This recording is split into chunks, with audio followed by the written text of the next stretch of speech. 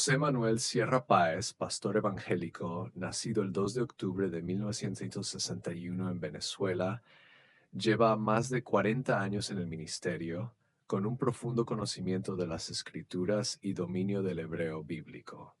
Reside en Santa Cruz de Tenerife, España, donde pastorea el Centro Evangélico Vida Nueva, fundado en 2001.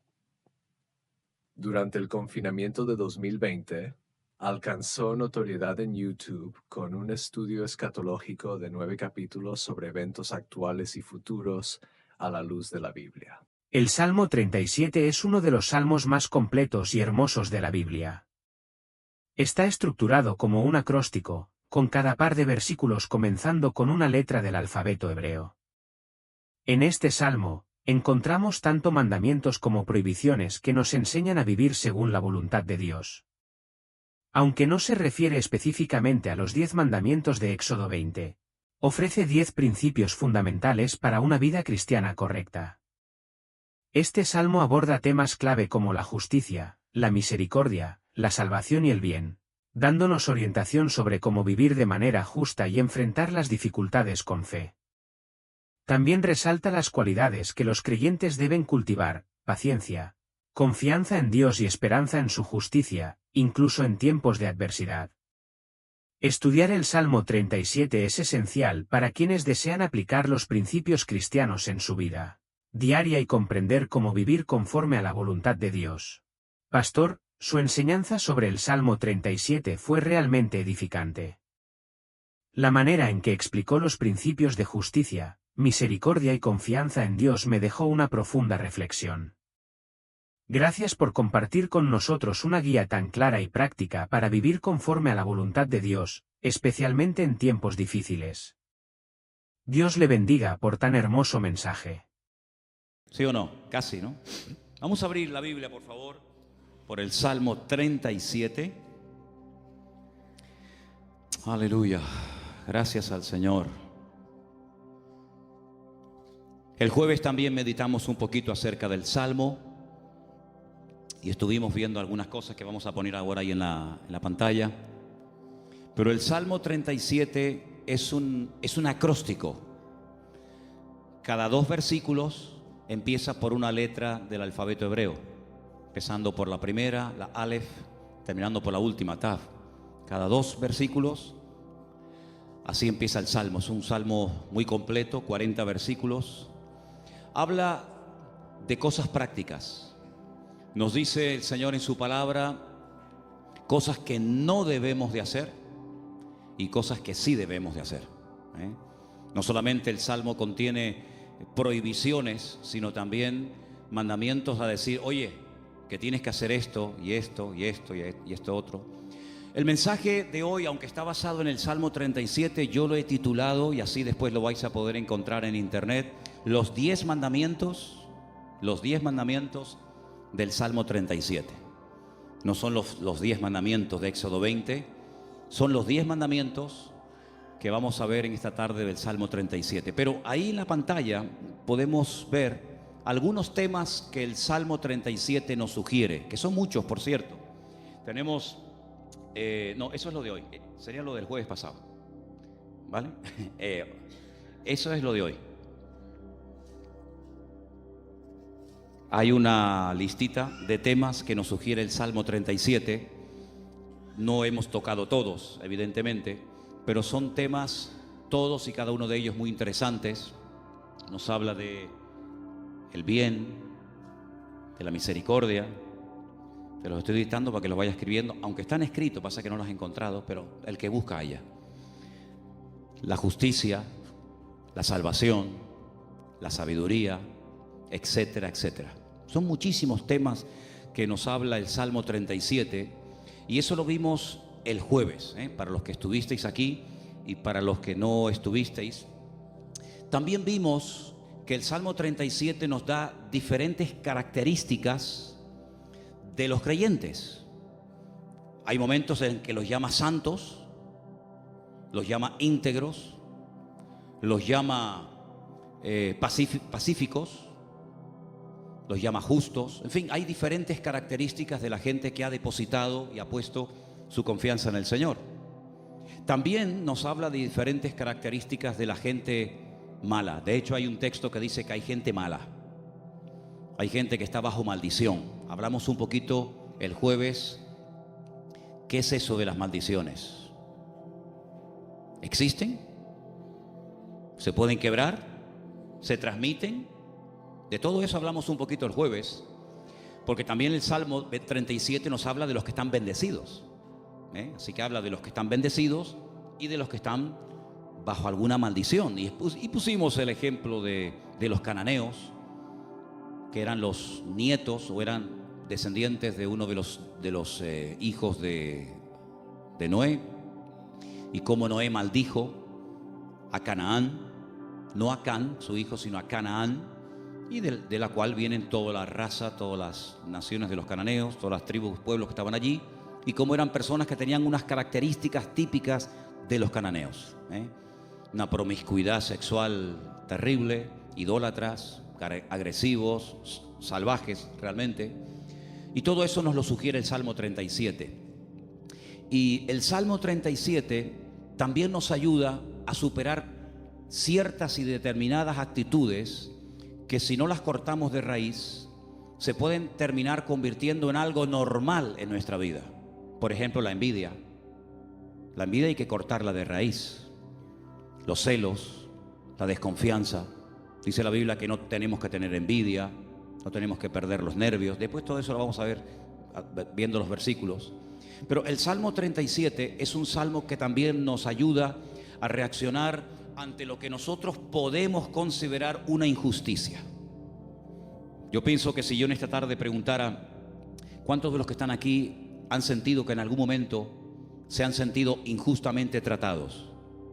Pienso que a lo mejor todos levantaríamos la mano, ¿sí o no? A veces por un padre, por una madre, por un pastor, por un jefe en el puesto de trabajo. Todos hemos sido de alguna manera, en algún momento, desde nuestro punto de vista, cuidado, injustamente tratados. ¿Y cómo tengo que reaccionar ante la injusticia? Ante lo que yo esperaba recibir y resulta que he recibido, pero todo lo contrario. El Salmo 37 es el antídoto perfecto. Que por cierto no es la queja. La queja es el lenguaje de los cobardes. La queja mata la fe, debilita el alma. Cuando una persona está todo el santo día quejándose, aunque no hables mucho con él o con ella, la forma como habla, la forma como opina, te está descubriendo el bajísimo nivel espiritual de su vida. El Salmo 37 nos habla de diferentes niveles espirituales. Alguno dirá, pero hay niveles. Claro que lo hay. No todo el mundo tiene la misma fe. No todo el mundo tiene el mismo nivel de paciencia o de amor o de conocimiento de la palabra. Siempre habrá alguien que sepa más que nosotros, ¿sí o no? Cuando ustedes van, por ejemplo, a la Biblia, encuentras momentos en los que el Señor se le queda mirando a un hombre y le dice: tú eres un hombre de mucha fe, grande es tu fe. Y hay momentos que se le queda mirando a otro y le dice: hombre de poca fe. Luego, los dos tenían fe, pero este tenía una gran fe y este tenía fe, pero poca. Entonces, en la vida, no todo el mundo tiene la misma fe, no todo el mundo tiene la misma paciencia, no todo el mundo tiene el mismo conocimiento, el mismo discernimiento espiritual. Eso es normal, eso es así, nos guste o no. Y el Salmo 37 nos da consejos para alcanzar un nivel óptimo en nuestra relación con Dios y no caer en la desilusión, en la desesperanza, en la tristeza, porque dijimos que la tristeza, estoy preparando un mensaje, ya lo daré en su momento. Bueno, estoy preparando un montón de mensajes, pero uno de los que estoy preparando son las distintas caras o disfraces que se pone el orgullo. El orgullo se disfraza, se camufla, a veces de religioso, de espiritualidad, pero a veces el orgullo, y usted dirá, ¿sí? Me suena raro eso. Bueno, el orgullo a veces se disfraza de tristeza. La gente tiene una tristeza y en el fondo es porque tiene un problema con el orgullo. ¿Por qué estás triste?, le preguntas a alguien. No, porque no he recibido lo que tenía que esperar o esperaba recibir, porque no me han tratado como yo esperaba y estoy triste. Y a veces es un orgullo camuflado, porque cuando nosotros pasamos por la vida por una circunstancia difícil en la economía, un problema en el matrimonio o de la índole que sea, Dios te está tratando, ¿o no? Dios está tratando contigo. Y hay gente que no le gusta y se rebelan contra la forma como Dios le está tratando. Entonces, sin palabras, le estás diciendo a Dios: yo no merezco este trato, Parece que la tienes tomada conmigo. Es como yo le decía a mis padres: es que los profesores la tienen cogida conmigo. Todos, el de matemática, el de geografía, todos la tenían cogida conmigo. Y siempre la culpa la tiene, si no es el gobierno, es el pastor, si no es el marido, si no es la mujer, si no es Dios, si no es el diablo. Siempre alguien tiene la culpa, menos yo. Y el Salmo 37 es una radiografía de una realidad. La realidad presente. Dijimos el primer día, les recuerdo, que el pasado no existe. Amén. El pasado no existe, no podemos presentarlo, no podemos pesarlo, no podemos medirlo, no podemos tocarlo, no podemos verlo. Es algo abstracto. ¿Dónde está el pasado? Está aquí. Yo lo puedo recordar, hombre, no todo, pero el pasado lo tengo en la cabeza. Y hay personas que viven ancladas en el pasado. O bien porque el pasado fue pésimo y les marcó, o bien porque el pasado, según ellos creen, fue mejor que su presente. Pero ya leímos el otro día un versículo en el libro de Eclesiastés, donde dice que no es sabio y no está bueno decir, no es sabio opinar o decir que los tiempos pasados fueron mejores que estos, sino que cada tiempo tiene su característica, y si tú tienes que mirar a tu pasado para recordar algo bonito, es que tú no tienes presente. Ahora, nosotros no podemos modificar el pasado. Si yo no puedo modificar el lugar donde nací, ni la fecha, ni la hora, yo no puedo modificar el pasado, pero sí puedo echar a perder mi futuro. Dile al que está a tu lado: tu pasado no lo puedes cambiar, pero puedes echar a perder tu futuro. Ay, amigo, yo no puedo evitar que ayer o antes de ayer o hace 10 años o hace 20 años me ocurriera aquella cosa que me hizo tanto daño. Ahí está, yo no lo puedo evitar, ya está hecho. Hombre, puedo evitar que el pasado me controle, puedo evitar que el pasado me manipule y condicione mi estilo de vida en el presente, pero cuidado, porque hay ciertas actitudes que, como tú las mantengas y las cultives y las desarrolles, lo que estás haciendo es sembrar, pero sembrar mal, y puedes llegar a estropear tu futuro y lógicamente también tu presente. Así que el Salmo 37 es un antídoto contra tantas cosas que yo les animo a que, si pudierais incluso hasta aprenderlo de memoria, hicierais un intento por aprenderlo de memoria. A lo mejor si en casa sois 4 o 5, pues decir: bueno, vamos a aprender cada uno. Papá, aprende tú 5 versículos. Mamá, tú otros 5. Yo otros 6.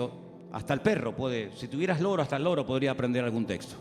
Apréndanse el Salmo 37, es excelente. Vamos a ver hoy los 10 mandamientos del Salmo 37. Y ya te he dado tiempo de sobra, Saray, para que los encuentres. Los tenemos ahí en la pizarra, ¿verdad?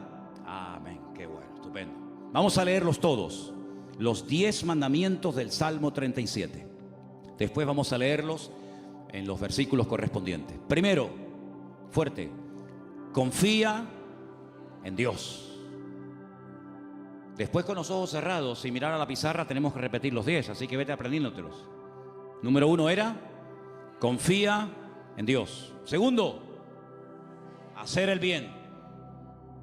Confía en Dios y hacer el bien. Vamos bien. Tercero, deleítate o deleitarse en Dios. Confía en Dios, haz el bien, deleitarse en Dios. Bien, hasta ahí llego. Venga, otro más. 4, encomendarse a Dios. Bien. Confía en Dios, hacer el bien, deleitarme en Dios, encomendar a Dios mi vida. Venga, el 5, guardar silencio. Pero no dice, hermano, que hablemos. Guardar silencio ante Dios. Guardar silencio. 6, esperar en Él. 7, dejar la ira. 8, dejar el enojo, desecharlo. 9, apartarme del mal. Y 10, guardar su camino. ¿Qué tal? ¿Los habéis aprendido? Vamos a repasarlos. Confía en Dios, hacer el bien, deleitarse en Dios, encomendarse a Dios, guardar silencio, esperar en Él, dejar la ira, desechar el enojo, apartarme del mal y guardar su camino. Los 10 mandamientos del Salmo 37. Número 1. Bien, confía en Dios. Número 9. No. Segundo. Ese es, hacer el bien. Número 3. Número 4. 5. Guardar silencio, sin mirar. 6.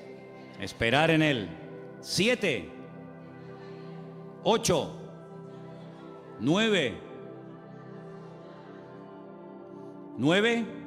Apartarse del mal. Y 10. Guardar su camino. Versículo 3 del Salmo 37 dice: confía en Dios. Primer mandamiento: confía en Dios. Fiarme de Dios. Depositar toda mi vida en sus manos, sabiendo que no hay vida más segura que cuando yo pongo mi confianza totalmente en el Señor. No digo que pongas parte de tu vida o parte de tu negocio o parte de tu tiempo en las manos del Señor y otra parte, no. 100% tu confianza en Dios. Porque algunos dicen: no, yo confío en Dios.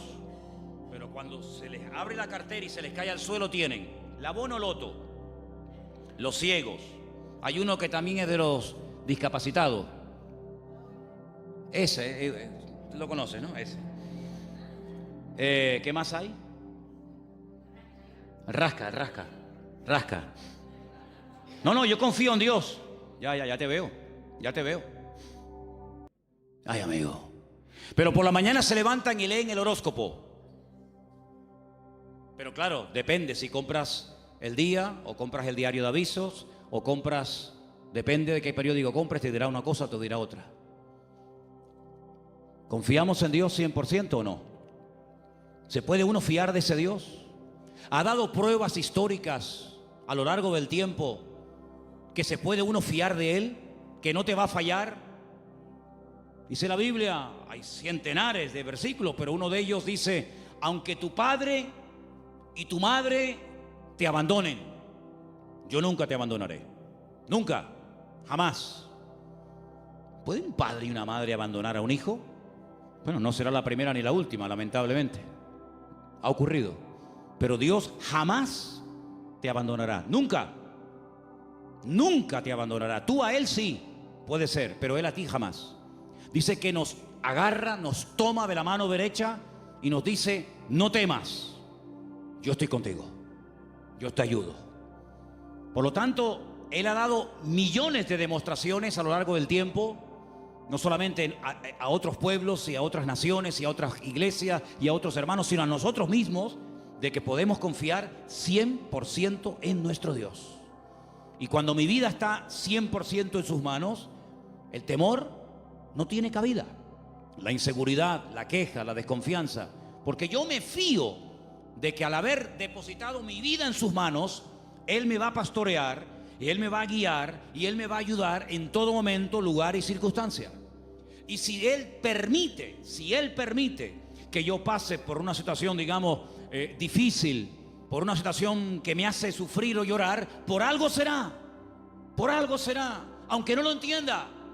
Pero yo he dicho muchas veces que el Señor no nos ha llamado a entenderlo siempre todo, pero a obedecer y a fiarnos de Dios siempre. ¿Cuántos dicen amén? Por lo tanto, el primer mandamiento es lo que va a marcar la diferencia entre una vida y otra. Una confianza total en Dios. Sé que mi Dios me va a cuidar, me va a proteger. Y hay un salmo que dice: y aún más allá de la muerte, el Señor me guiará. Porque mi vida ha sido comprada con su sangre, y para Él soy su hijo, y el Señor nunca, jamás abandonará a sus hijos. Pero en el mismo versículo 3, donde hemos leído confía en el Señor, dice: haz el bien. Es decir, como dijimos el otro día, no estés de brazos cruzados, mantén una vida activa en el Señor. No, yo confío en Dios. Sí, pero tú ni oras, ni te congregas, ni lees la Biblia, ni estudias la palabra, ni te involucras. Sí, confías en Dios, pero es una vida light, es una vida sin compromiso. Es una vida donde, venga, hoy quiero orar, pues oro 3 horas. Mañana no quiero orar, pues no oro. No. Es una vida de constancia, de perseverancia, una vida de disciplina. La vida de un cristiano tiene que ser una vida disciplinada, no una vida caracterizada por el desorden, guiado por emociones, por sentimientos, que son al fin y al cabo pasajeros y traicioneros, sino de tener determinación. Yo quiero agradar al Señor y yo me voy a esforzar en hacer lo que la Biblia me pide y me dice el Señor que debo hacer. Porque no solamente, lo dije el otro día, espero que lo recordéis, que la vida cristiana, la vida de un cristiano, digamos, normal, no solamente consiste en dejar, me faltaría más, dejar de hacer ciertas cosas, sino hacer otras. Y la vida de muchos creyentes es que no hacen nada malo, aparentemente, pero tampoco hacen nada bueno. Y por ahí leímos la semana pasada un texto de Santiago, donde dice el texto, el que sabe hacer lo bueno y no lo está haciendo, está pecando.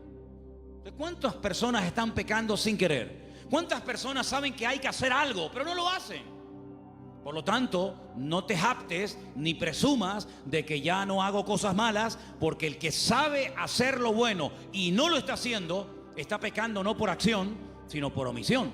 Está olvidando que tiene una responsabilidad delante del Señor de hacer, de actuar, de vivir en consecuencia la fe que dice que tiene en el Señor. Y en ese hacer, en esa confianza que he depositado en Dios, comienzo a disfrutar de mi relación con Dios, a deleitarme en Dios. Comienzo a tener placer de ser cristiano. Ser creyente no es una desgracia, hermanos. No es una pesada cruz que me martiriza, donde no disfruto de nada, sino yo creo que es más bien todo lo contrario. El creyente tiene que aprender a disfrutar de lo que tiene ya, ahora. ¿Cuántos dicen amén? Y dice, bueno, pero ¿qué tengo? ¿Cómo que qué tienes? ¿Qué tienes? Pues lo primero que tienes que darle gracias a Dios es por la vida que tienes. ¿Te parece poco? Y por la ropa que llevas puesta. Y por los zapatos que llevas. Porque hay millones de personas que jamás en la vida se han puesto zapatos. Y por la comida que has comido. Y por la casa que tienes. Y por el coche que tienes. Y si no tienes coche, por lo menos pudiste venir en la guagua. Fíjate que es bueno Dios, que el hombre ha inventado un sistema para transportar a la gente de un lugar a otro. Y mira tú por dónde tú puedes disfrutar de él. Gloria a Dios. Tienes una iglesia donde poder congregarte. Si tienes hijos, si vienen a la iglesia, ahora mismo están siendo atendidos por hermanas que se están perdiendo el culto para que tú estés aquí oyendo la palabra y los niños están siendo atendidos. Gloria a Dios por ello. Gracias al Señor por el lugar donde vivimos. No tenemos que vivir con miedo, con una inseguridad. Algunos que han venido de otras naciones, ¿qué les voy yo a decir a ustedes?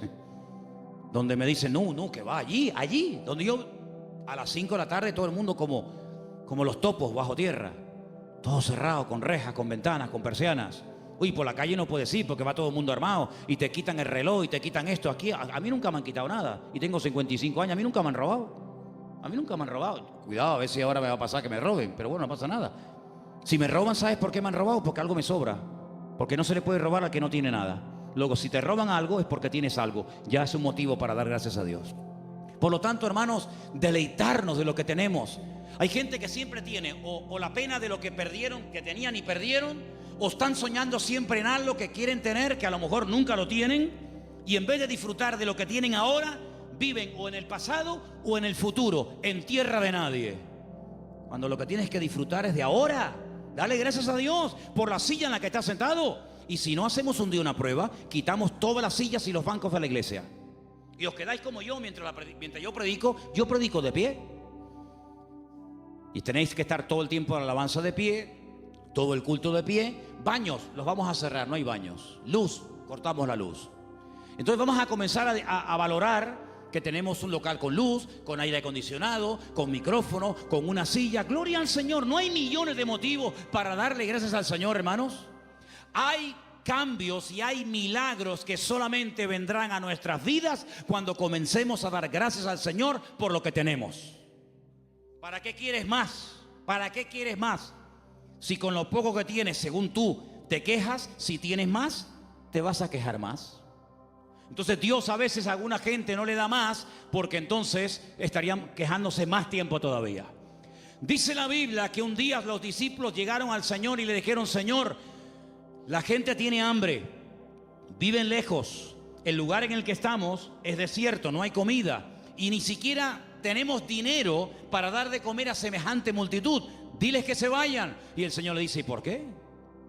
Darles vosotros de comer, aprender a enfrentar nuevos desafíos. ¿Saben, hermanos? Una congregación, un creyente que no tiene desafíos delante, es un creyente que termina con el paso del tiempo estancándose. ¿Por qué les he comentado ahora de hacer una tronca, de ampliar el salón, de poner arriba un balcón, de hacer más? Pues tenemos que tener desafíos delante de nosotros. Si no nos acomodamos, nos hacemos señoritos. Bueno, estamos bien como estamos. Como decía la antigua canción, somos un pequeño pueblo muy feliz. No, hay que esforzarnos y hay que trabajar y hay que sudar. Y cuando yo empiece a notar, yo les hablo de Manolo Sierra, cuando yo empiece a notar que me estoy acomodando, digo: hermano, mi tiempo aquí se terminó. Yo no quiero estar más aquí. Yo me tengo que ir a un sitio de pionero a empezar de cero. Hermanos, no podemos darle lugar a la rutina en nuestra vida, a la monotonía. Tienen que haber desafíos. Hay congregaciones que viven de las glorias del pasado, iglesias que ya lo tienen todo. Y te das cuenta que les hace falta todavía tantas cosas, como la iglesia de la Odisea. Nos hemos enriquecido, no nos hace falta de nada. Y el Señor estaba en la puerta de la iglesia llamando. Dice: si alguno oye mi voz, entraré a él, cenaré con él y él conmigo. Habían perdido lo más grandioso y hermoso que puede tener una congregación, que es la presencia del Señor. La habían perdido y ni siquiera se habían dado cuenta. ¿Cuántas cosas hay por ahí así que nos dejan con la boca abierta? Por lo tanto, hermano, vamos a deleitarnos en el Señor. Vamos a disfrutar de la vida. ¿No dice la Biblia: deleítate con la mujer de tu juventud? ¿No dice eso la Biblia? En la mía sí. Algunos me miran como diciendo: pero eso dice la Biblia. Uy, más todavía. Con la mujer de tu juventud, que sus caricias te satisfagan en todo tiempo. Así que ya saben, yo me deleito, pero tú me haces caricias. Eso dice la Biblia: deleítate con sus caricias. Gloria a Dios. Dale gracias a Dios por tus hijos. ¿Cuándo fue la última vez que dijiste: te doy gracias por mi hijo? Pero es que ella tiene 80 años, no importa.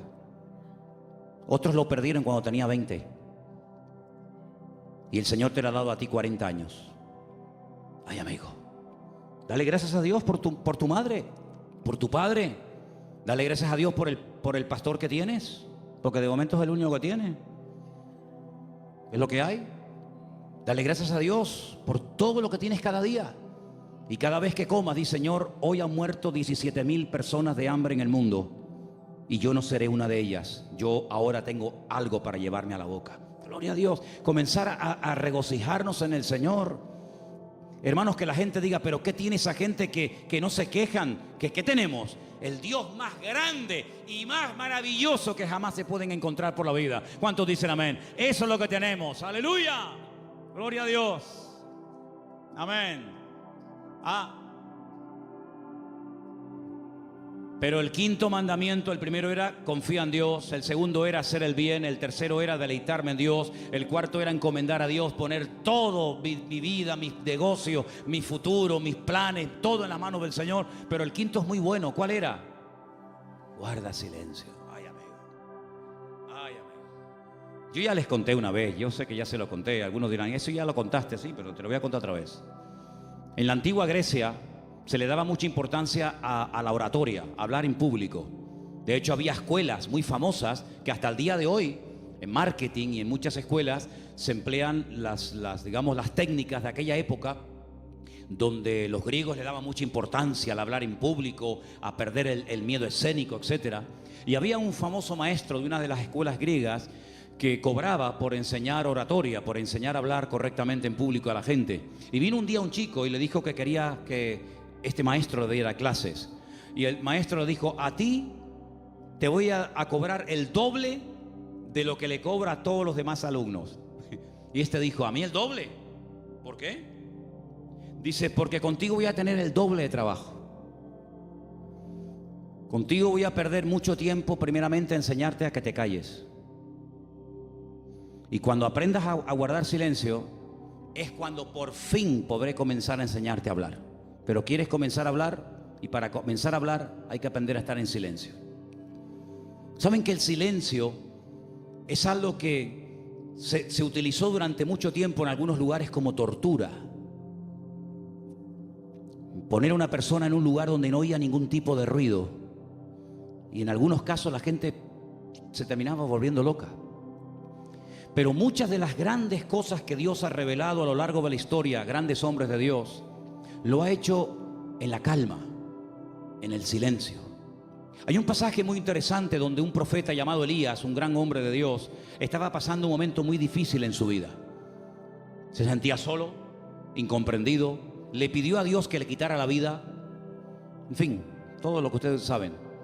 Y hay un momento en el que él sale de la cueva y dice que se produce un terremoto tremendo en la puerta de la cueva, y él ve que ese terremoto es tan tremendo, tan destructivo, que las rocas se partían.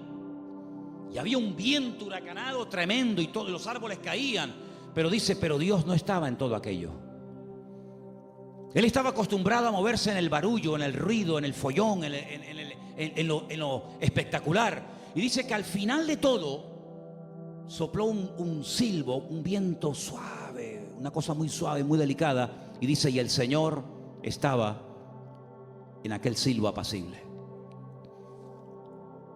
Hay creyentes que están todo el día hablando y hablando y hablando y hablando, y muy pocas veces oyen o tienen tiempo para oír la voz de Dios. Búscate un lugar tranquilo, donde tú puedas estar tranquilo, sin televisión, sin internet, sin niños, sin el perro, sin el gato, sin fulano y mengano, donde puedas estar tranquilo, tranquila, pensando en lo que está pasando en tu vida, aprendiendo a interpretar las circunstancias que te rodean. Si algo bueno tiene el silencio, es que tiene una parte terapéutica, ayuda al hombre a meditar y a reflexionar. ¿Qué estoy haciendo con mi vida? Me he plantado ya con una edad en la vida. ¿Qué le está pasando a mi hijo, que lo veo últimamente muy callado, o muy hablador, o muy atontado, o muy espabilado? ¿Qué está pasando en el ambiente? Y es en esos momentos de calma, de quietud, de silencio ante la presencia del Señor, donde el Señor te puede revelar y te puede mostrar cosas que en el barullo, en el follón y en el ruido no se captan. Por eso este mandamiento de guardar silencio significa aprendamos a meditar tranquilamente en la presencia del Señor. Vivimos en una sociedad muy ruidosa. España es uno de los países más ruidosos de Europa. Sales por las calles y desde que te levantas por la mañana, prácticamente hasta que te acuestas, hay ruido constantemente. Y por la noche ni te cuento. En la quietud de la noche es cuando vienen a recoger los camiones la basura. ¿Sí o no? No pasa por tu barrio, estás tranquilo en tu casa y de repente ¡bim, bam, bim, bum, pam, pam! Y dices, Dios, ¿pero qué pasó? Sale el camión de la basura. Al rato viene el camión que está regando. Al otro rato viene el camión que se lleva el vidrio. Y es un follón tremendo, ¿sí o no? Bueno, hermanos, aprendamos a estar tranquilos en la presencia del Señor. Aprendamos a decir, Señor, ¿hay algo que me quieres decir? ¿Hay algo que me quieres compartir? Ese guardar silencio significa aprender a reflexionar en Dios. Oye, mira, ahora no me molesten. Yo tengo una cita con mi Dios. Quiero estar tranquilo, no quiero que nadie me moleste. No, que si me llaman, que esperen, que me llamen más tarde, que no se va a hundir el mundo.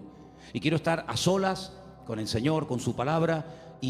Como decía un pastor amigo mío, un minuto, Manolo, un minuto bien pasado en calma, en quietud, en la presencia del Señor, puede cambiar una vida. Pero ¿sabes cuál es la cruda realidad? Y no es cuestión de que ustedes se sientan mal ni acusándolos, ni mucho menos. Hay creyentes que a veces no tienen ni 5 minutos en el día. Es tremendo esto, ni 5 minutos en el día para estar tranquilos. Solamente estar quietos en la presencia del Señor. Cuando teníamos las clases, que hemos dado algunas clases en la iglesia de hermenéutica, de homilética y otras asignaturas, ¿cómo empezábamos la clase? ¿Os acordáis? Venían del trabajo, venían de la calle, una con el abanico, el otro sudando, el otro que llegó tarde. Decía, hermanos, vamos a guardar un minuto de silencio. Claro, algunos pensaban al principio que se había muerto algún hermano de la iglesia. O sea, un minuto de silencio, ¿qué pasó? Digo, no, tranquilo. Y a algunos se les hacía eterno, eterno. Decía, un minuto, qué largo se me ha hecho.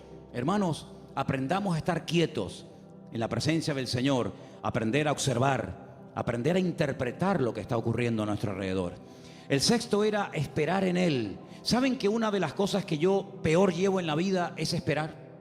No me gustan las colas. El otro día me enseñaba un hermano de la iglesia, por no estar dando nombres, me enseñaba una fotografía que habían sacado desde una ventana donde se veía un grupo bastante numeroso de gente haciendo cola, esperando. Me decía, esta es una de las colas que la gente tiene que hacer para ver si puede comprar algo de azúcar. Y yo decía, bueno, pues yo me acostumbraría, mira que para mí sería tremendo esto, ¿no? Pero yo digo, bueno, yo me acostumbraría a vivir sin comer azúcar, porque yo para estar 2 horas, 4 horas para un paquete de azúcar, y me dice otra persona, sí, pero es que también tienes que hacer cola para comprar la leche. Digo, bueno, pues, no sé, me acostumbraría a no beber leche. Pero es que también tienes que hacer, al final tienes que hacer cola para todo. Pero qué rabia da a veces cuando tienes prisa y el que va delante tuyo es el más lento de Europa. Le acaban de dar el carnet de conducir. Pone el intermitente de la izquierda y después va a la derecha. O pone los 4 que son de emergencia, porque como te ve muy pegado, te está diciendo, no te pegues mucho que me das miedo, y te ponen los 4 intermitentes. Y tú dices, pero muévete, que tengo prisa.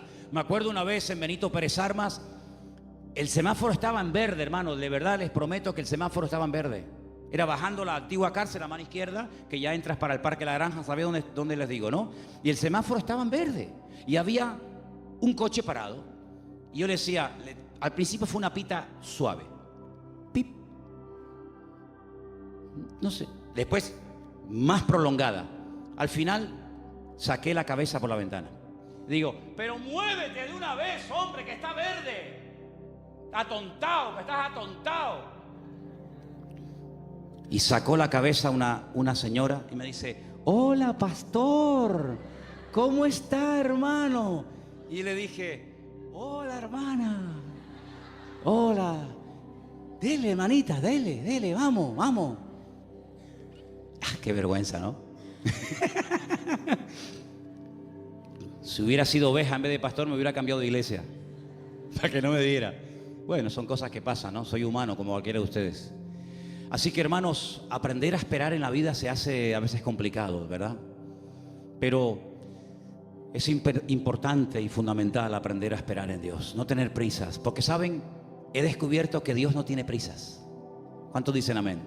¿Saben que hay un pasaje donde una persona, no quiero decir la palabra se enfada, pero casi se enfadó con el Señor? Porque nunca le había pedido nada, nunca. Sabían que el Señor siempre estaba muy ocupado. Sabían que el Señor siempre estaba viajando, hablando por aquí, predicando. Y nunca le habían pedido nada. Solamente un día le pidieron un favor. Y el favor era muy concreto, muy directo. Señor, el que amas está enfermo. Como diciendo, Señor, ven pronto. Y dice la Biblia, saben lo que estoy hablando, ¿verdad? De Lázaro. Era amigo de Jesús. Vivía en Betania, donde estaba con sus 2 hermanas, Marta y María. Dice la Biblia que cuando le llega la noticia al Señor, no dice, como seguramente esperaban la familia, venga, vamos que hay que ir a orar por Lázaro. O podía incluso haber hecho lo que hizo con el siervo del centurión, ¿os acordáis? Cuando le dijo el centurión, Señor, no hace falta que vengas a mi casa, di la palabra y mi criado sanará. Podía haber dicho, Padre, desde aquí pido que sanes ahora a mi amigo Lázaro. Y Lázaro hubiera sido sanado. Pero ni siquiera hizo eso. Sino dice que llegó 4 días después del aviso. Y claro, cuando llegó, evidentemente la enfermedad era grave, porque dice la Biblia que Lázaro ya estaba muerto y enterrado. Si ellas sabían que no iban a molestar al Señor por una tontería. Cuando llegó, sale una hermana, se lo encuentra en el camino y le dice estas palabras que ustedes saben perfectamente: Señor, si tú hubieras estado aquí cuando te mandamos a llamar, nuestro hermano no habría muerto. ¿Cómo interpreta usted esas palabras, hermano? Usted que sabe griego, arameo y hebreo. ¿Cómo lo interpreta usted? Me ha fallado. Mi hermano se murió por tu culpa. ¿Está mal interpretado? Es versión Manolo Sierra. Si tú hubieras estado aquí, esto no hubiera ocurrido. Sale la otra hermana. Porque una parece que era como más carnal, ¿no? La otra era un poquito más espiritual. Pero fíjate que las dos se contagiaron y le dijeron exactamente las mismas palabras al maestro. Si tú hubieras estado aquí, mi hermano no hubiera muerto. Estaban dolidas, ¿sí o no? Estaban dolidas, estaban molestas con el maestro. Esto no tenía que haber pasado. Salmo 37. No te impacientes, no pierdas los nervios. Después vamos a ver eso. Y el Señor le dice: Marta, María, que yo soy la resurrección y la vida. El que cree en mí, aunque esté muerto, vivirá. Claro, ellas eran judías, ellas no eran paganas, ellas conocían la escritura, ellas sabían perfectamente por las escrituras del Antiguo Testamento que se habla de la resurrección. Y entonces cuando el Señor dice que yo soy la resurrección y la vida, y le dice el Señor, tu hermano resucitará, ellas dicen, yo lo sé, yo sé que mi hermano resucitará, pero no ahora, sino en el día postrero, algún día. Y el Señor le dice, vamos al cementerio. Y todos conocen la historia. Ahora yo les hago una pregunta y sean sinceros. ¿Ustedes creen que realmente el Señor llegó tarde?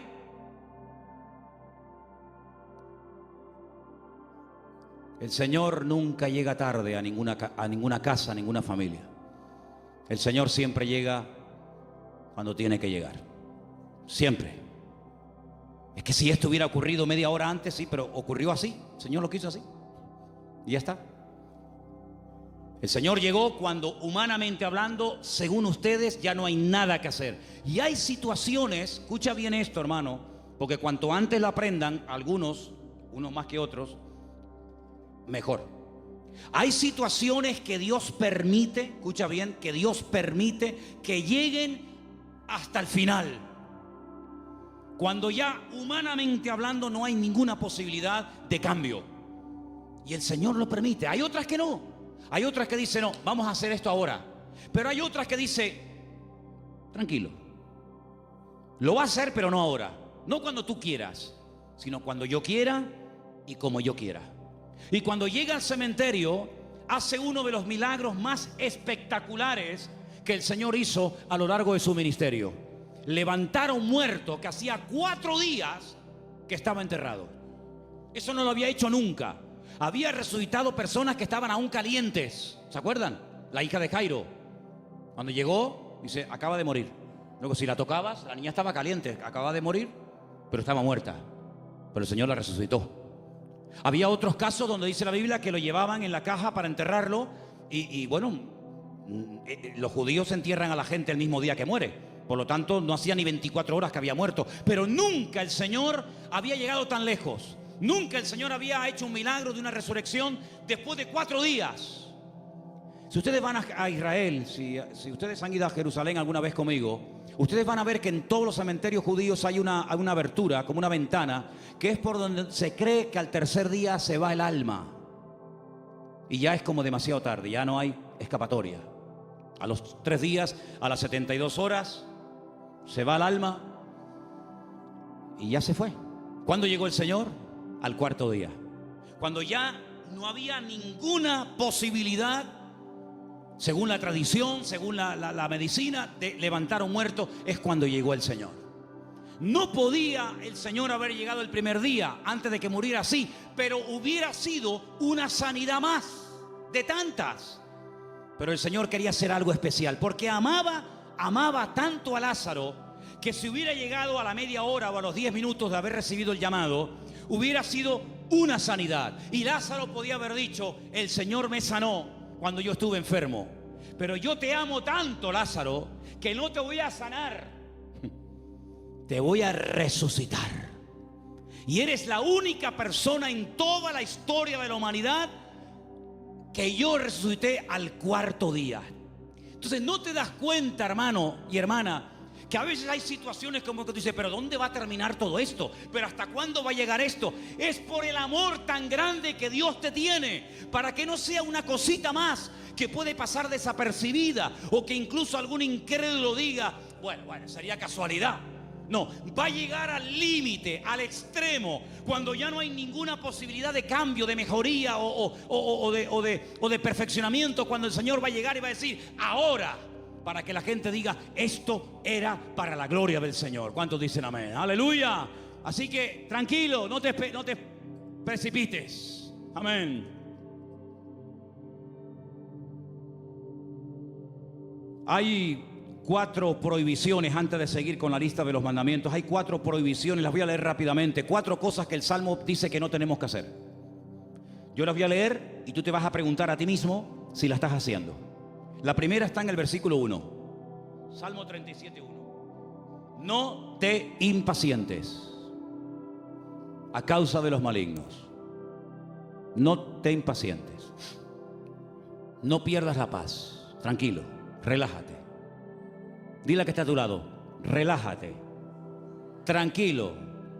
No te impacientes. No pierdas la paciencia.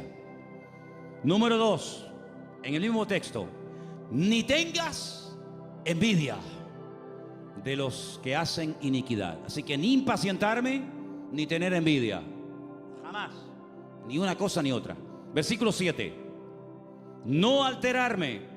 Guarda silencio ante el Señor, espera en Él. No te alteres con motivo del que prospera en su camino por el hombre que hace maldades. No te alteres. Tranquilo, relájate. Cuenta hasta 10. Versículo 8. Deja la ira, desecha el enojo, no te excites en manera alguna a hacer lo malo. Estas son las 4 prohibiciones, las 4 cosas que el Salmo 37 prohíbe hacer a un creyente. No perder la paciencia, no tener envidia, no alterarme y no hacer lo indebido, es decir, lo malo. ¿Qué te parece? Y en esta actitud, en esta riqueza del Salmo 37 me dice, deja la ira y desecha el enojo. Es decir, si te enfadas, vas a comenzar a hacer y a decir tonterías. Cuando una persona está enfadada, ¿tú le has oído las tonterías que dice? Incluso hasta orando dice tonterías. Ya no aguanto más. Y el Señor dice, cállate, machango. Sabrás tú si aguantas o no aguantas. Si yo te mando esto es porque tú aguantas. Pero ya Él lo dijo. Nadie me ama. Las tonterías que uno dice cuando está enfadado, es como cuando uno está desanimado. Las peores tonterías, las peores barbaridades, los peores insultos, las peores humillaciones se dicen cuando uno está enfadado o desanimado. Y por eso la Biblia dice, no permitas que tu carácter te controle, porque cuando nuestro carácter nos controla, siempre la embarramos. ¿No dicen así los argentinos? O los uruguayos, la embarramos. Metemos la pata. Entonces, pues oye, Señor, ayúdame a tener control, dominio propio, dice la palabra. Dominio propio. Teníamos hace años en una montaña que hay en Llano del Moro, en una torre muy alta, teníamos unas antenas que colocamos allí cuando pusimos la primera emisora de radio cristiana de las Islas Canarias. Y había un hombre que todas las mañanas subía a ese monte y pegaba un grito, pero un grito que se oía en todo el valle. Se montaba en el coche y yo creo que se iba a trabajar. Y yo digo, oye, uno dirá que está loco, pero yo creo que este hombre es sabio, porque el hombre se iba al monte, pegaba un alarido estilo Tarzán. Yo creo que tenía algo de espíritu de Tarzán. Gritaba, se montaba en el coche y se iba. Oye, a lo mejor tenemos que irnos a la montaña de los Campitos. Procura que no haya nadie, porque claro, si subes por la noche y pegas un alarido estilo hombre lobo allí, van a decir que hay un loco aquí, un endemoniado. Pero hermano, ¿sabes qué? Tenemos que aprender a desahogarnos con Dios. ¿Cómo se desahogaba Cristo? Con el Padre. ¿Dónde fue? Al huerto de Getsemaní. Y en el huerto de Getsemaní dice que agonizaba, lloraba, clamaba, allí peleaba. Y cuando salía y se levantaba y le decían, venimos a aprender a Jesús, dice, yo soy. ¡Pum! Y caían todos al suelo. En otras palabras, era un hombre que no descargaba en los demás su enojo, su enfado, lo que fuera, sino que aprendía a desahogar su alma delante del Padre. Y eso es algo que tenemos que aprender todos, hermano. Porque hay gente que está contenida. Y hermano, el tranquilito, el que no se enfada nunca, cuando se enfada, échate a correr, ¿eh? Échate a correr. Dice, no, este bobo. Este no se enfada nunca. Cuando se enfada, apaga la luz y vámonos, ¿eh? Porque es el increíble Hulk. Que por cierto, me encontré en la puerta de la iglesia allí 2 puños del increíble Hulk. No sé si a alguien se le cayeron. ¿Los puedes enseñar? No sé quién trajo eso, pero bueno, ahí están.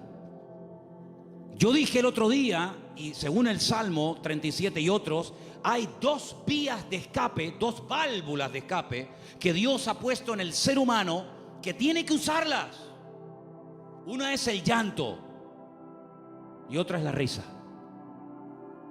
Claro, como te enseñaron que los hombres no lloran, pues está trancado. Y como tampoco no es la alegría de la huerta, dicho sea de paso, pues tampoco se ríe. Entonces ni llora ni ríe. Y un día va a explotar. Un día va a explotar más de uno.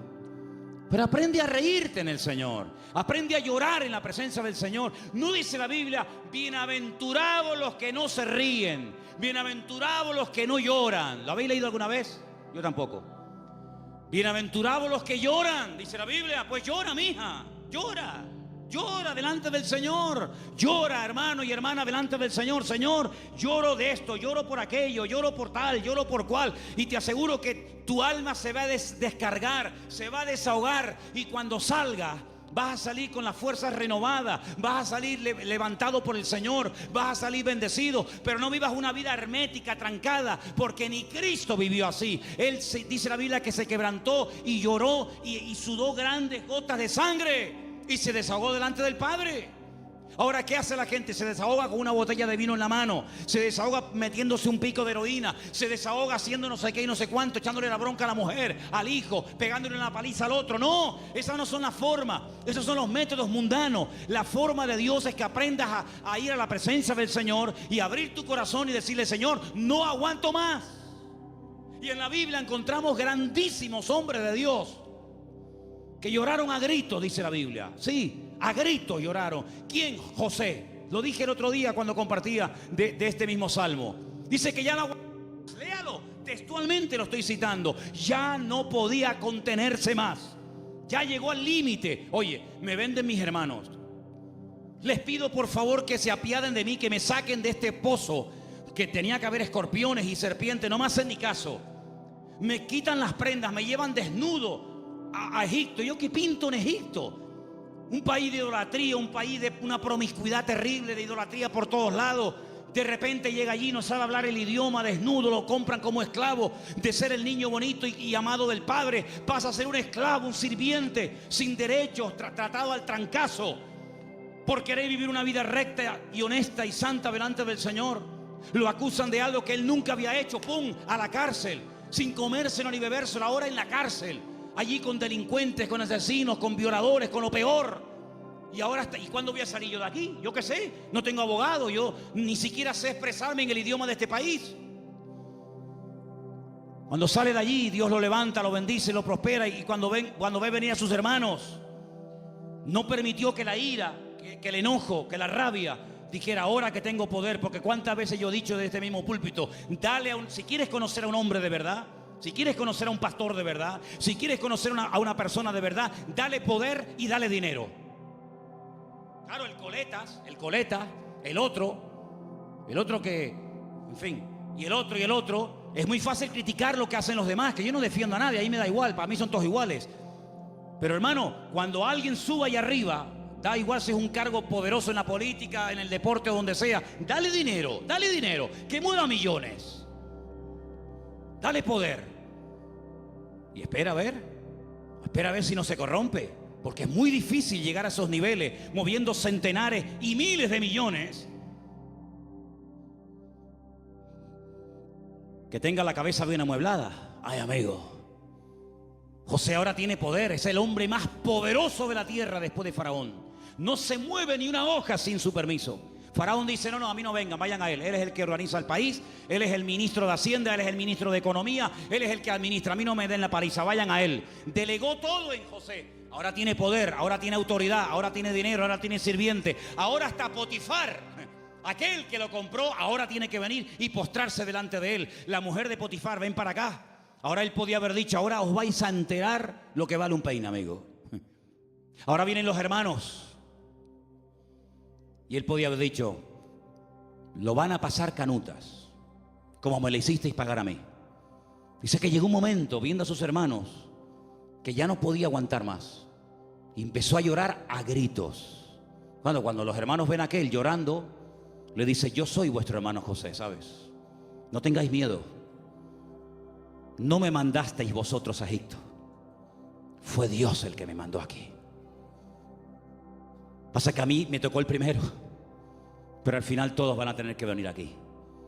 Así que vayan a casa de mi padre, díganle que vengan, cuéntenle la verdad, que le han tenido engañado al viejo 20 años, diciéndole que me habían matado una bestia. Tráiganlo y vamos a comenzar a disfrutar de la vida. Guardó su corazón, no permitió que la ira, la rabia, ¿verdad?, el poder le transformara, sino que él supo canalizar todo aquello para bendecir a otras personas. ¿Te das cuenta? Entonces, queridos hermanos, dice la Biblia, sobre toda cosa guardada, guarda tu corazón. Porque la escasez, el depender día a día del Señor no ha echado a perder a nadie. Yo nunca he visto a nadie que por depender del Señor para todos se echara a perder. No, de verdad, créanme, no he conocido a nadie, pero sí he conocido a muchos que cuando tuvieron algo, muchacho, otra persona completamente. Es como yo a veces le digo a los jóvenes, oye, cuando no tenías novia, y no me dirijo a nadie, pero el que tenga, porque tenga, ¿no? O cuando no tenías novio, oye, eras encantadora, saludabas a todo el mundo, venías temprano al culto, te ibas la última. Ahora que tienes novio, eres más antipático que un pepino. No, amén, no digan amén. No. ¿Quién dijo amén? No digan amén, que se va a hacer. No. Entonces, que las circunstancias de la vida no te cambien. Sigue siendo igual, mijo. Sigue siendo igual. Tengo dinero, gloria a Dios. No tengo, gloria a Dios. Oye, que vengo en la guagua, amén. Que vengo en coche, amén. Que vengo en limusina, amén. Ten cuidado que como te la vea yo, te la vendo y compramos la tronja para la iglesia. ¿Me entiendes? Entonces, hermano, mantengamos el equilibrio en el Señor. Mantengamos el equilibrio. Vamos a deleitarnos de lo que tenemos, pero vamos a apartarnos. Versículo 27, apártate del mal. Este versículo es buenísimo. Ya termino con este y con uno más. Apártate del mal, apártate del mal. Dios no tiene que apartarse del mal, somos nosotros los que tenemos que apartarnos del mal. Es decir, ser selectivo. ¿Me conviene a mí esta amistad con esta persona? ¿De qué habla esta persona? Pues mira, está todo el día hablando de esto. No me conviene. No digo que sea mala persona, pero no me conviene. Su mundo no es mi mundo. Sus conversaciones no son las mías. Y para ser amigo tengo que entrar en su terreno y no me va. No me interesa. Apártate del mal. Aprender a retirarse a tiempo. Mira, no me conviene esta amistad, no me conviene este lugar, no me conviene estar todo el día con esto. Eso es lo que dice la Biblia. No son prohibiciones porque lo digo yo y punto. No, sino es por tu bien. Apártate del mal. Porque el mal difícilmente se aparta de uno. Escúchame bien. Generalmente el que tiene que apartarse del pecado es uno. El pecado generalmente no se aparta de ti. Tú sales a la calle y hay más droga que antes. Y más alcohol que antes. Y más mentira. Y más de todo que antes. Luego el mal difícilmente se aparta de una persona. Te tendrás que ir a vivir al Valle de Ucanca allí solo. Y ni siquiera allí. Porque decía Pablo, miserable de mí, ¿quién me librará de este cuerpo de muerte? Por lo tanto, apártate del mal, sé selectivo. Dice, mira, no me conviene este camino. Dice que el simple ve el peligro y pasa justamente por el peligro. El prudente dice, no me conviene ir por ahí, voy a dar la vuelta. Es más largo, pero no importa. Prefiero dar la vuelta que pasar por ahí que me cortan la cabeza. Apártate del mal, haz el bien. Y dice finalmente, verso 34, el 34 y termino, espera en Dios y guarda su camino. Mantente en el camino del Señor. Pon cuidado en las cosas del Señor. Mantente en Dios. Un día bueno lo tiene cualquiera, pero es mantenerse un día, mantenerse dos. Estar dispuesto a ser tratado. Hay gente que no quiere ser tratada. Hay gente que pierdes la amistad en el momento que dice, mira, eso que estás haciendo no está bien. Eso que estás haciendo es una payasada. Eso que estás haciendo no te conviene. Automáticamente ya le cambió la cara, automáticamente se fueron las amistades. Apartarse del mal, ser sabio, tener ese discernimiento, ese temor a Dios. Esto que estoy haciendo, esto que quiero hacer no me conviene. Guardar el camino del Señor. ¿Qué es lo que le agrada a Dios? ¿Dios haría esto en mi lugar? Eso es lo que tenemos que hacer. Y déjame que te diga algo, porque tengo una frase aquí que apunté estos días. Es mucho más fácil deshacerse del pecado que de las consecuencias del pecado. El pecado no es tan fácil, no es tan difícil dejarlo. Pides perdón a Dios, Dios te perdona y se acabó. Pero amigo, a veces hay consecuencias de un pecado que hiciste que pueden durar años. Y hay gente que en sus cuerpos llevan secuelas del pecado que hicieron hace 40 años, pero a veces las consecuencias están ahí. Que Dios nos dé fuerzas también para poder vivir en victoria, a pesar de que puede ser que de un pecado o de una vida en desorden que llevé en un momento puntual de mi vida, puede ser que haya un chiquitito corriendo por la casa, o haya una niñita, o haya no sé qué, o haya no sé cuánto. El pecado a veces deja cicatrices, el pecado a veces deja consecuencias. Y te vuelvo a repetir, es más fácil dejar el pecado que los hijos del pecado, que las consecuencias del pecado. Pero tienes que asumir eso. Y a veces eso es lo que te mantiene humilde. Es decir, esto me va a recordar toda la vida que aquel momento de mi vida yo viví en desorden y no hice las cosas como Dios manda. Yo dije el primer día cuando hablamos del Salmo 37, que el Salmo 37 es un mapa. Un mapa.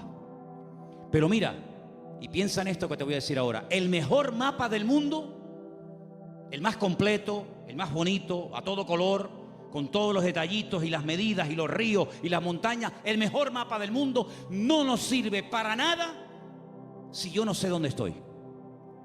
A mí me dan un mapa completo, me dice, mira qué belleza de mapa, ¿vale? Ya sé dónde está el norte, las montañas, los valles, los ríos, pero yo en el mapa ¿dónde estoy? Porque si yo no sé dónde estoy, el mapa no me sirve de nada. Ahora cuando yo digo, no, tú estás aquí, vale, estoy aquí. Ok, vale, pues entonces dame un compás, dame una regla, yo mido, y entonces yo sé que me faltan tantas horas o tantos kilómetros para llegar aquí. Si yo no sé dónde estoy, el mapa no me sirve de nada. Aquí hay un mapa perfecto, el GPS de Dios. Pero si tú no sabes dónde estás, ¿de qué me sirve a mí esto? Eso de decir, no, lee la Biblia. Si no, yo la leí, pero no sabes dónde estás. No sabes si estás bien, si estás mal, si estás en desorden, si no estás en desorden. Pregúntale a Dios, ¿dónde estoy? ¿Cómo estoy delante de ti, Señor? Dios te lo va a mostrar. Dios te va a mostrar a la luz de su palabra y guardando silencio y esperando a Dios, te va a mostrar, mira, tú estás en este punto de tu vida. Tú has llegado a un punto en tu vida en el que te has estancado. Esa es tu realidad. Entonces, en base a esa realidad, yo trabajo. Si tú no sabes dónde estás ahora mismo, si tú no sabes cómo estás delante de Dios, vienes al culto y el culto es como una especie de placebo, ¿no? El culto es una especie de cuando me duele la cabeza, me tomo una pastilla, se me fue el dolor de cabeza, pero espérate, a lo mejor tienes algo más y tú te conformas con una pastilla. Y hay cosas en la vida que se solucionan con una pastilla, pero hay otras cosas que se solucionan con una operación. Entonces, ¿en qué punto de tu relación con el Señor tú te encuentras? ¿Tú qué necesitas? ¿Una oración así, un versiculito, o tú necesitas ser operado? Cada uno tiene que examinarse a sí mismo. Y este es el momento en el que tú tienes que decir, Señor, ¿yo verdaderamente estoy cumpliendo esos mandamientos que he leído esta tarde? Confío en Dios, estoy haciendo el bien, me estoy deleitando en ti, Señor. Estoy todo el día agobiado, preocupado, quejándome. ¿Estoy poniendo mi vida en tus manos o llevo una agenda paralela? No, Dios para los domingos, también para el jueves si es que voy. Pero yo tengo una agenda personal y privada. Yo sé lo que voy a hacer en mi vida, esto y hasta aquello. A mí me hace mucha gracia cuando hay gente que dice, no, él tiene la agenda completa para los próximos 5 años. Cuando dice la Biblia, ¿cómo eres capaz? ¿Cómo eres capaz de presumir del día de mañana si no sabes qué te traerá de sí el día? ¿Tenía Cristo agenda? Dice que somos como el viento, que ni sabemos de dónde vamos ni a dónde venimos. Guardamos silencio ante Dios, esperamos en Dios tranquilamente. ¿El carácter está siendo cada vez un aliado nuestro o nos está cada vez traicionando y dominando más? ¿Dejamos la ira, el enojo, nos estamos apartando del mal o cada vez estamos tonteando más con el mal? Porque el mal no perdona, amigo. Como te metas en donde hay mal, como te metas en terreno minado, lo más probable es que se te salga una pierna por los aires. Hay una parte en Israel donde yo llevo a la gente que es la frontera más cercana a Jordania, que antiguamente era territorio jordano. En el 67 Israel peleó con Jordania, triplicó las fronteras y llegó hasta la misma ribera, hasta la misma orilla del río Jordán. Y es algo muy estrecho, mucho más estrecho que esta iglesia. Ves al soldado jordano allí sentado haciendo guardia y ves al israelita aquí y el río medio. Es una frontera muy, muy estrecha. Allí se ha convertido en un lugar típico para hacer bautismos. Ahora, Dios mediante, tendremos bautismo en noviembre allí, si Dios quiere. Pero ¿sabes qué, hermano? Cuando llegamos a ese lugar con la furgoneta, tenemos que aparcar donde ellos nos dicen que tenemos que aparcar.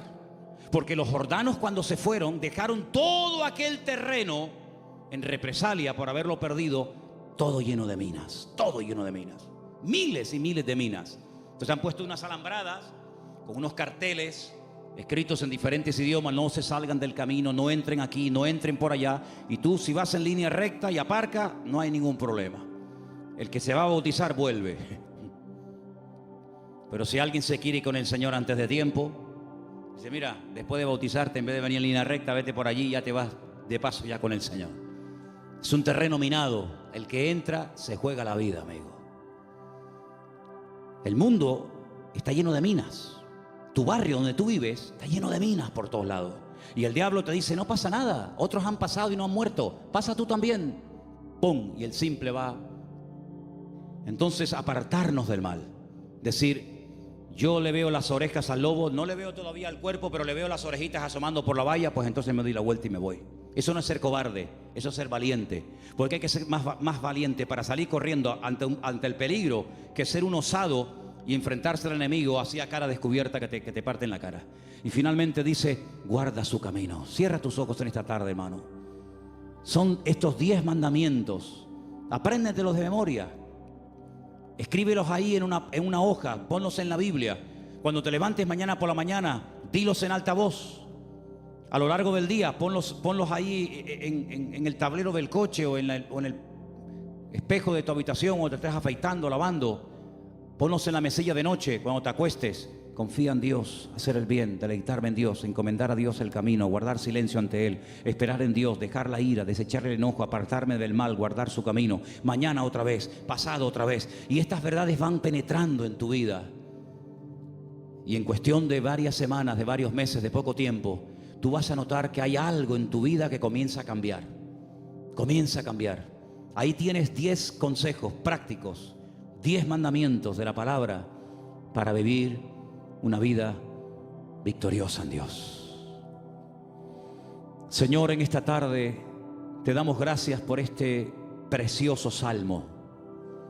Salmo escrito por nuestro hermano y querido David HaMelech, el rey David. Gracias, Señor, porque tu palabra nos habla miles de años después de haber sido escrita, como si se hubiera escrito la noche misma. Señor, queremos pedirte que nos dé fuerzas para que podamos poner en práctica estos mandamientos, estos sabios consejos que el dulce cantor de Israel, el hombre más cerca del corazón de Dios, nos dejó en la palabra para que los escudriñemos y los pongamos en práctica. ¿Cómo sabía él que hay que apartarse del mal cuando hay tiempo de hacerlo? ¿Cómo sabía él deleitarse en Dios? ¿Cómo sabía David confiar en ti, Señor? ¿Cómo sabía David encomendar, poner la vida en tus manos antes que en el hombre? ¿Cómo habla la voz de la experiencia, Señor? Y queremos en esta tarde pedirte que nos ayudes a poner en práctica esta palabra que hemos aprendido hoy, Señor. Danos fuerza para poder hacerlo. Te lo pedimos en el nombre bendito y poderoso de Jesús. Amén.